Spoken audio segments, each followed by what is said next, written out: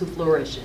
So I would say that was my why, just helping people who are trying to create wealth for themselves and their family, their communities. I also work with nonprofits, so just anybody with an idea and a passion and help being a part of that team to make that come true.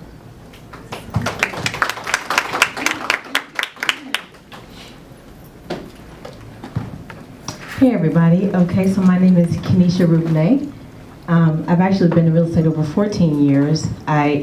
One thing I noticed about everybody on this panel, like nobody from childhood said, I want to be in real estate.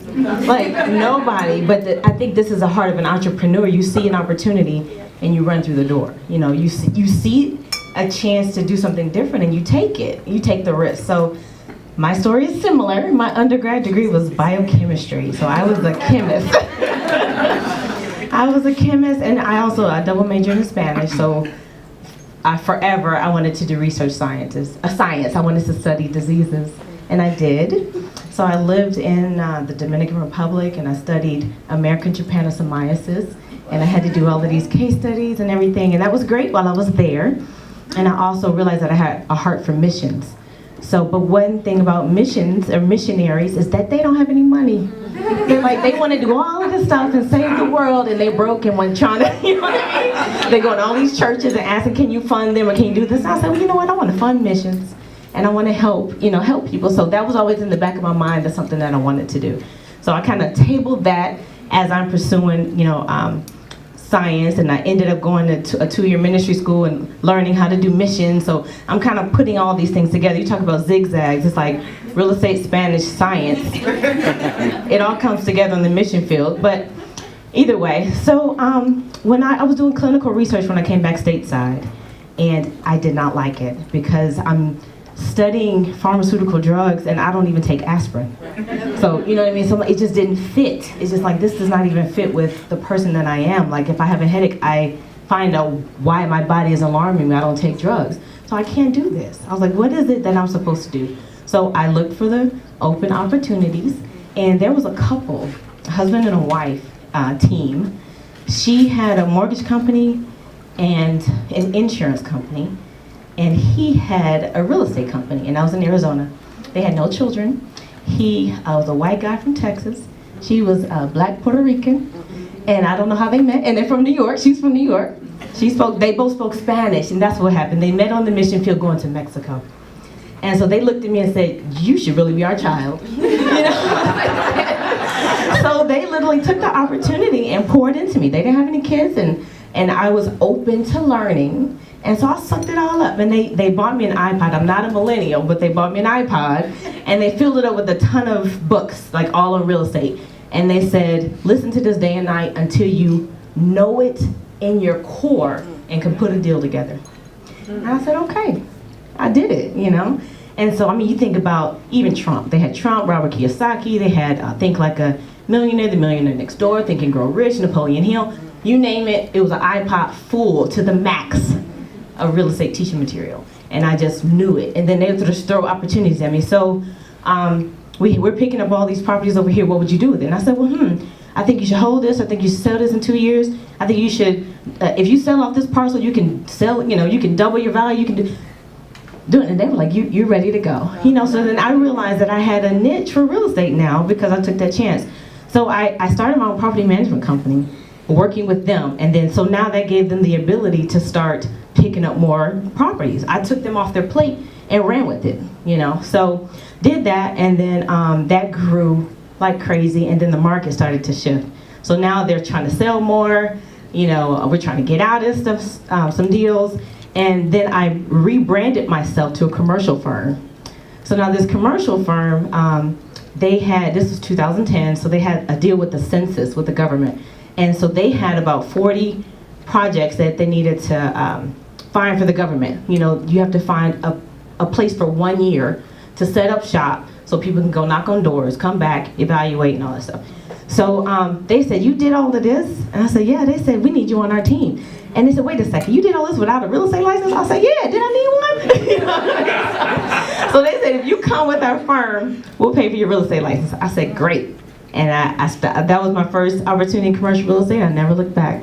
And so that was what, 2005, I think, 6 or something like that. But it has been an amazing roller coaster since then. So I started with a company, it was called UGL Equus. They have since merged maybe 4 or 5 times, and now they're now Cushman & Wakefield. So they're like one of the bigger commercial firms. So my why, I do this because I now represent the overlooked, the underserved, and the underrepresented. Because when I was with that company, Cushman & Wakefield or whatever, I was 5 years as a tenant rep. It was a certain type of client that they wanted you to have. They had a certain look. They had a certain, they had a certain bank account.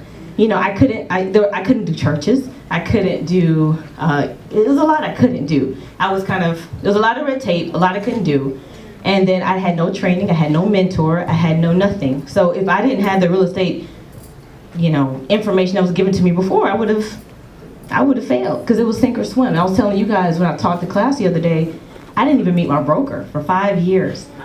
No, so I had to hustle. I went and got my master's in real estate development. I went and got all this extra education just to make it, So my why is so I can represent people like Mr. Kelly. Mr. Kelly is one of my clients, and if I was with that other company, I wouldn't have been able to represent him because, you know what I mean, he doesn't look like what they want.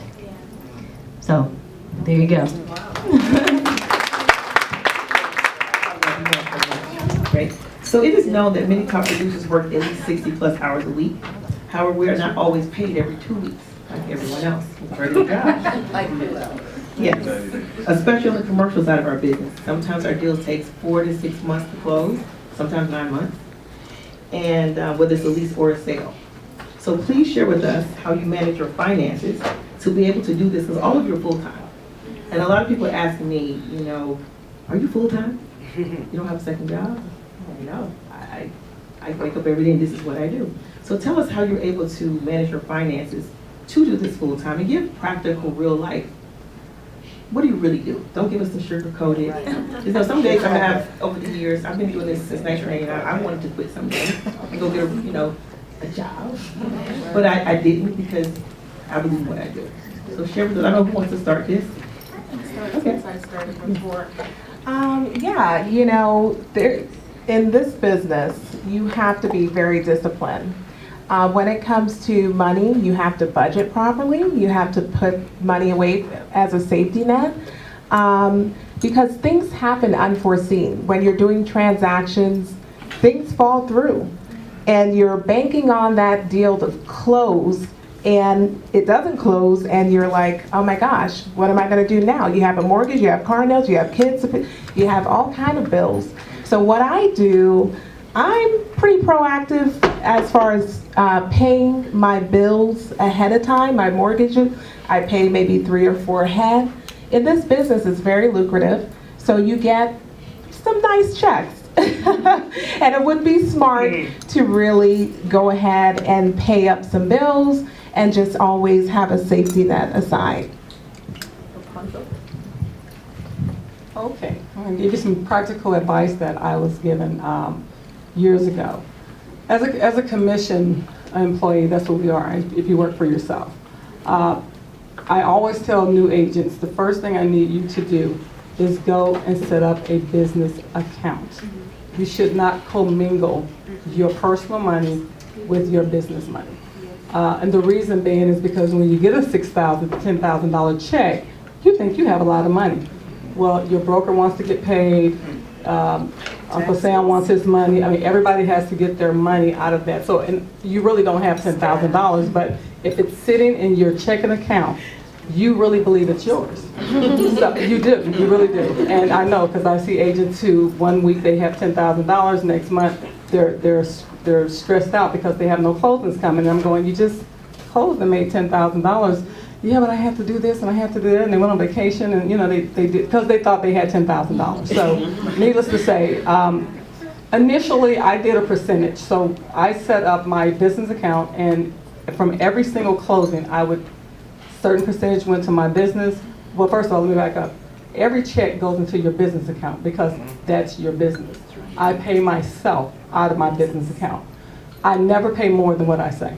I don't care what's going on. If I decided that it's gonna be a 50-50 split, every check, 50% goes into my business account, 50% goes into my personal account. What happens is that money will grow. Your business, if you just use it for business, it will grow and it will grow. So when things get tight on the business side, when you don't have a closing coming up, it's okay because you still have money to keep your business rolling. Now you may need to cut back on your personal side. You may need to stop going out to dinner. You know, you may need to, because you only have so much money in your personal account. But I think a lot of agents take money from their business account to do personal things, and then all of a sudden you're strapped because you don't have a closing coming. I recently switched and just paid myself a certain amount every month. So I just pay myself on the 15th of the month. I have a set aside amount that I move over to my account, and that's what I live off of. So I live on a budget. And I think to be successful in managing your money in real estate, you need to be on a budget. Now I have it's called Every Dollar. It's an app. It's absolutely free. If anyone knows anything about Dave Ramsey, you will know about Every Dollar. But Every Dollar helps me to see what I have going on for this month and the amount of money I need to manage with. And then everything else, if you have anything else, it goes to your savings account. And once you have a lot of money saved and you're comfortable, then you can do a little extra things. But I think we start doing too much too fast, and I think we can get in a bad place. Question? Can I ask a question? I'm sorry. Okay, so when you said you gave yourself a 50-50 split, was that before taxes or after? Are you setting aside a certain amount for taxes, like I know oftentimes you have to pay taxes quarterly or whatever. Right. So how do you account for that in that mix? So what I did, mine was just 50-50 split. That 50% that went into my business account, my taxes was in it. It was already included in that. She said, I said initially, and some people may do it, you may do it 60-40. It's whatever is comfortable for you. I started with a 50-50 split. So every closing, if I had a closing and I got $5,000, $2,500 went to my business, $2,500 went to my personal account. I had to stop that because I had a lot more money in my personal account than I needed. I did not need, you know,